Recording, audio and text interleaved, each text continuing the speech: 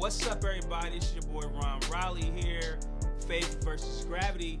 Listen, I'm here with one of the most talented producers I know. Like, hands down. This man needs no introduction. If you're not following him on Instagram, Facebook, YouTube, SoundCloud, whatever it is, get to know this brother right now. I got my boy, the incredible Randall Thomas. Thank you. How you doing, man? I'm good, man. How you doing? I'm good, man. So, I mean, let's just get right to it. You just bust my head with this new EP that you're coming out with. Yeah. Me and my wife are just talking about it, and it's like love music, but it's timeless music. Something that's not out right now. Like, what's the title? It's titled Until Tomorrow. Until Tomorrow. That's the title track for it. It's meant to run like a 5-song vacation. Okay. So that's kind of like some of the different almost skits in a sense that you heard in between is to tie it all together. So that's kind of runs just as I said, a 5-song vacation. Okay, and the single drops July 5th. July First one 5th. is ADD. Okay. Which comes out on July 5th. I'm excited about it. Okay. And then when does the EP come out? We're working on that. I don't have a set due date for that. It was aiming for the top of August, but from the looks of it, that's probably gonna get pushed back a little bit. Listen, some things that I need done. It's gonna be worth the wait. It's gonna be worth the wait. I'm excited. I just listened to it, and from song 1 to song 5, I literally was taken to a place where I just wanted to grab my wife, kick all the kids out. Good. Like, good. I mean, the plan. Yeah, I mean, you got songs lyrically, the music. Like, let's talk about the music first. Like, how did you put together the music? The music, it was more so all but, let me see, Checkmate, My Love, all but one of the songs I had already. Okay. They were in the, I guess in backlog in a sense. Like I said, I was never trying to be an artist, so I've always, writing and production and would always try to put, other people on the songs. Okay. And then just with some of the frustrations that came with, I just finally got to the point where I'm like, man, you know what? I'm about to do this myself. Right. So musically, they're just songs that I had already for the most part. Until Tomorrow came a little bit later. And then this version of ADD is a newer version once I decided. That's the one that all in my headspace? Yeah, Headspace. It probably should be called Headspace, but I like song titles that have like nothing to do with the actual lyrics. Wait, let's just pause, man.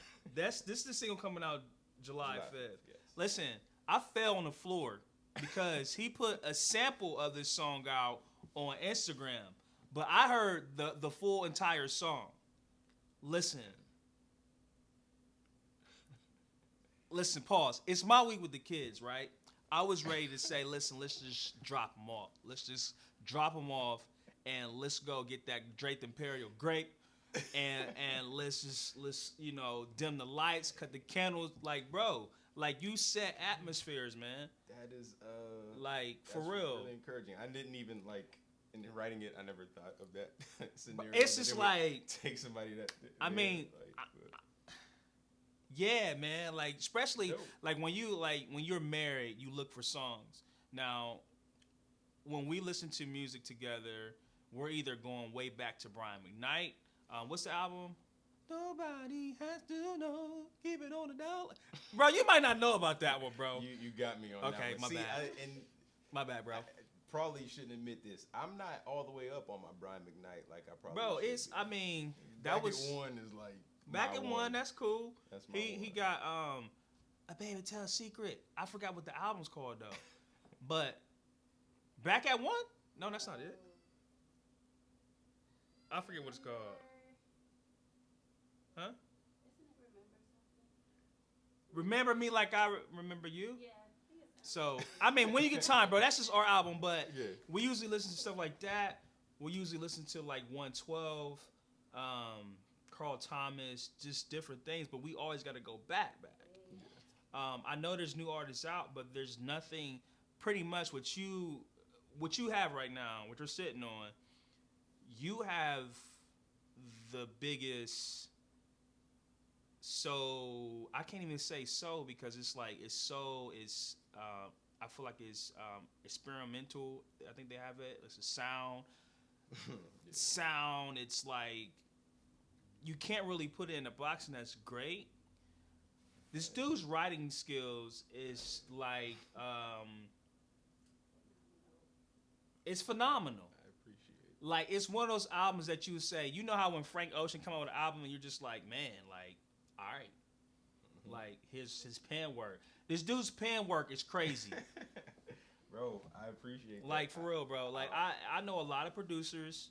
I know a lot of like, you know, just keeping it all the way. I know a lot of producers, but none can do what you do. Like for real. I really do appreciate that. Yeah, man. It's funny because when I first started doing music, I only wanted to do beats. Like, just let me do beats. You know, it was back in 2011 or 2001. I mean, so give me the Triton. Yeah. I just want to do beats. And Pops was always like, "Hey, you should start writing." Yeah. Like, nah. But the same frustration that I have like now with my songs is what I was having then. I would have these beats, and people were telling me I'm dope, but I would like always run into a wall with that. So then I'm just like, all right, I'm about to start writing to them because I can't get somebody to write to them. So then I started writing too, and in getting to this place, if somebody give me a compliment on a beat in the music, and I'm like, oh, thank you, I appreciate it. Yeah. But somebody giving me a songwriting compliment, like, yo, that writing right there, that is, I get really excited about that. Man, that's like, what's up. I get 10 times more excited about let's think about it though. You mentioned your dad. Let's just keep it real.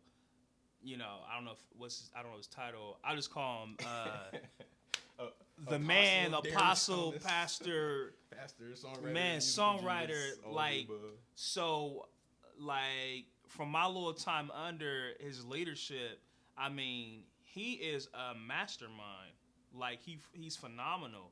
My wife told me about him years ago, his oratorials, and then I know he recently had one. So, talk to me about like your experience growing up and just watching your dad write music and how he does. I mean, because he had an orchestra this time, right?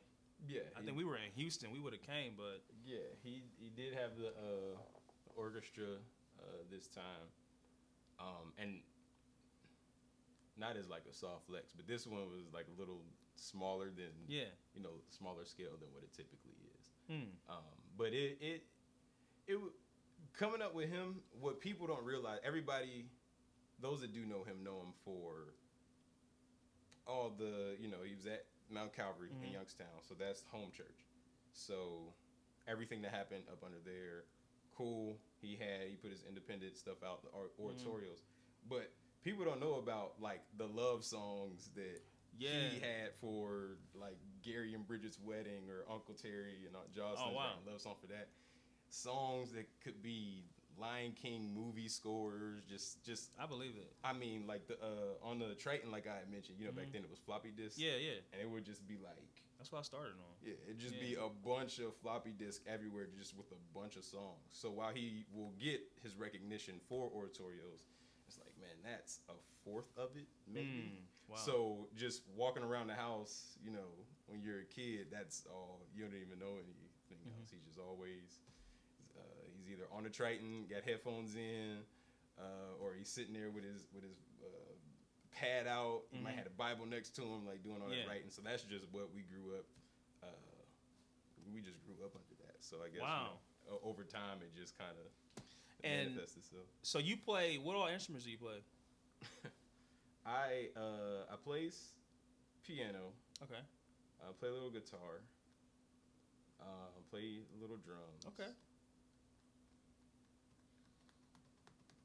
I played like saxophone in high school, but I would never go around telling anybody. Because he had that look like, I play. There's other instruments. I know. Okay. I'm just all right, musician. Yeah, but I typically play to create. Okay. I'm not necessarily a performance musician. Yeah.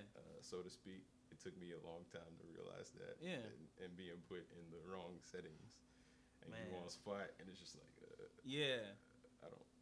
So, I like- definitely play to create. So how did you get started producing?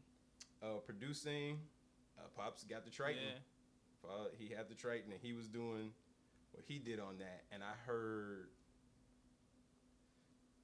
Michael Jackson's Invincible album. I know everybody, like, in his catalog, that's like Invincible, like, come on. But with Dark Child and LaShawn Daniels, what they did on that album production wise, I remember hearing that and I was just like, I want to do that there. I want to do that. So that's kind of how I started, and then just started doing beats from there. I had a phase where every song I did sounded like "Sexy Love" by Neo, because I love that album. So my brother Nate could probably better explain it to you in a funny way, but that's what's up. It would be in a new key, but "Sexy Love" still. we That's hilarious. Pick up the tempo a little bit, but still sexy. Right. Like it was.